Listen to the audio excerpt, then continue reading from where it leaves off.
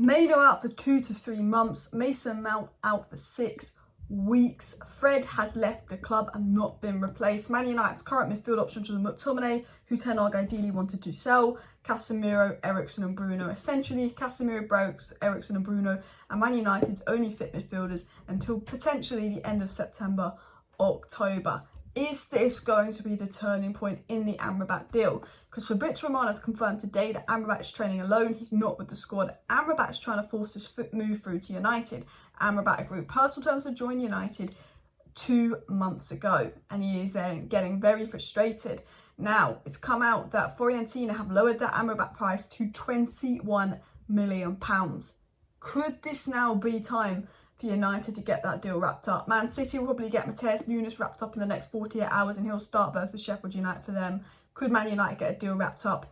Probably not ahead of the Nottingham Forest game, but maybe ahead of the Arsenal game. We'll have to wait and see, because it has come out today that Erik Ten Hag is pushing for a new midfielder, and we're going to talk about all the latest news in the Man United transfer roundup today. So it was said, first of all, United are planning at least one arrival and departure before the end of the transfer window. Goalkeeper remains the most likely reinforcement, and it's uncertain if Donny van Beek will depart Man United after interest in the midfielder has cooled. So Samuel Lucas came out this morning saying, look, there's going to be one more signing, but it's probably going to be a goalkeeper. We don't know if Donny's going to leave because interest is cooled. Man United are saying they can't get Amrabat unless Donny leaves. That's a load of rubbish, because Man United have sold enough youth players and got 30 million for Fred. It should cover the Amrabat fee. I'm going to say this now. Man United could sign Amrabat and Gravenberch on loan for £25 million. 2 midfielders. Gravenberch replaces Donny if he goes. Amrabat replaces Fred. Bish, bash, bosh. Smart business. Not sure why we're doing that.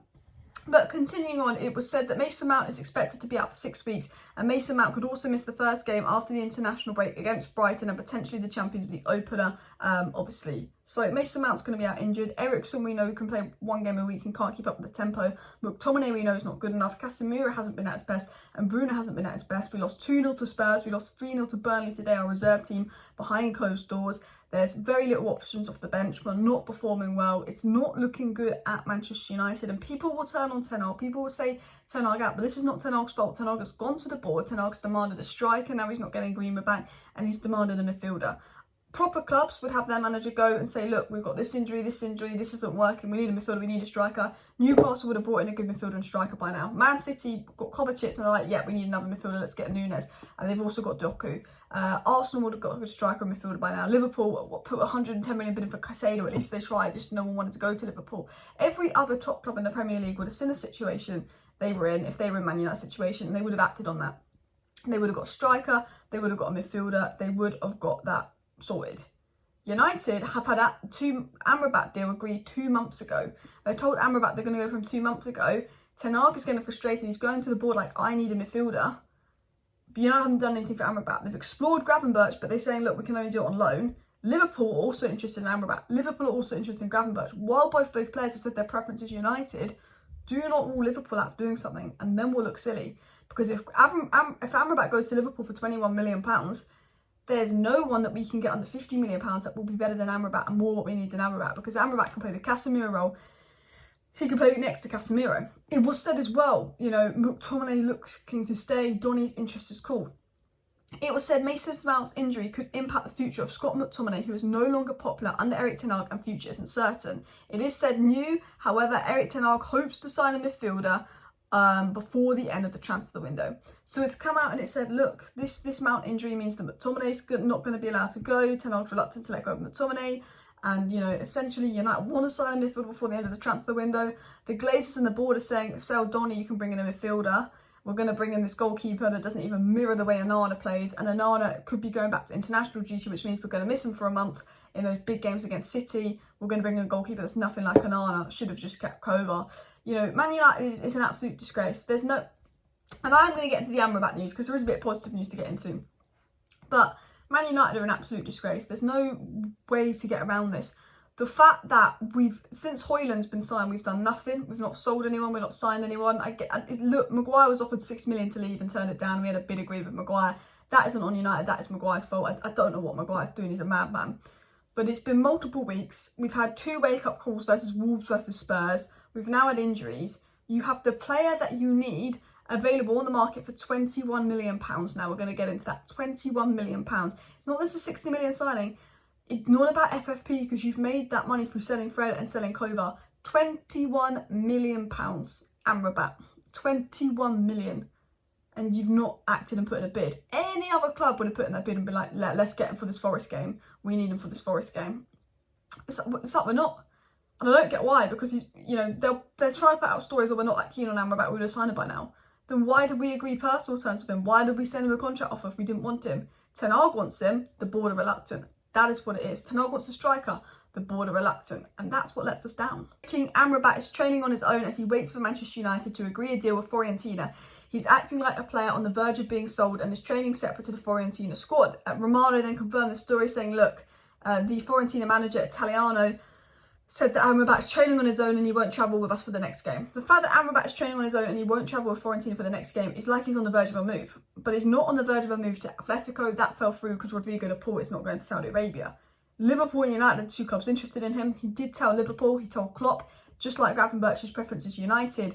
So could the fact that he's training alone, could the story that came out earlier today, we discussed this in my live stream, there was a story that came out and it was Italian media, so I did say take it with a pinch of salt, but Italian media was saying United are going to put in a bid for Amrabat on Friday, and they've had contact with Fiorentina to tell them, look, we're going to get Amrabat wrapped up by Friday. Could that be the case? Look, I'd like it to be the case. I'd like to believe that news story from Italian media saying United are going to put in a bid on Friday, United are going to put in a bid in tomorrow for Amrabat.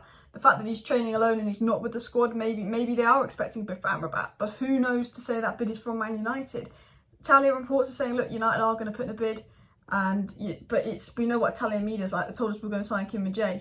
He's playing for Bayern right now. Do you know what I mean? However, it was said by Italian reports, and this was one of the better sources, saying Fiorentina have lowered the asking price for Amrabat for 21 million. And I believe this is true. He's got 1 year left on his contract. He's training alone. He's not involved with the squad. Fiorentina are basically, they're basically desperate to get rid of him. Absolutely desperate to get rid of him. That's what Fiorentina are. They're like, well, he doesn't want to be here. He's a problem. And they're probably annoyed at United, like, why aren't you putting in your bid? And they've caved.